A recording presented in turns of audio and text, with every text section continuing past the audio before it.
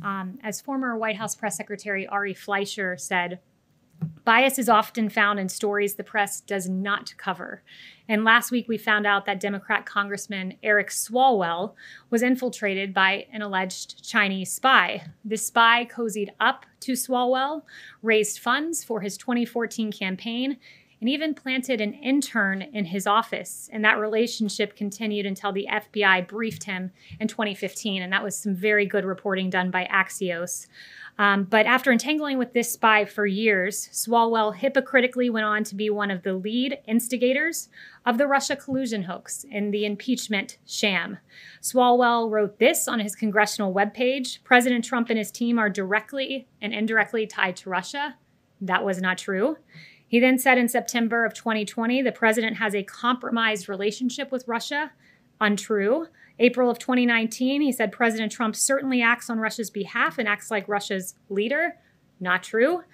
January 2019, Eric Swalwell said it's pretty clear President Donald Trump is an agent of Russia. Not true. And Swalwell shamelessly claimed Donald Trump Jr. and Jared Kushner had an eagerness and a willingness to work with the Russians during the 2016 election. Again, it was false. In 2019, he falsely claimed this yet again when inquired about collusion by a reporter. And these baseless attacks were false, yet covered breathlessly by the media. There was no coverage, however, of Swalwell being the one implicated with not Russia, but China. In fact, the New York Times website, as of this morning, had not one result for Eric Swalwell's ties to Chinese spies. Not one result. And when the Swalwell story broke, guess how many minutes of coverage it got on ABC, NBC, MSNBC, and CBS? 0. CNN devoted 3 minutes and 16 seconds to it. However, it was covered on Fox. Interesting pre-election and post-election coverage, too, on the Hunter Biden scandal, which was not covered at all by many outlets. And the lead up to the election, in fact, on October 15th, you had a New York Times headline that said, Trump said to be warned that he was being given Russian disinformation over Hunter Biden.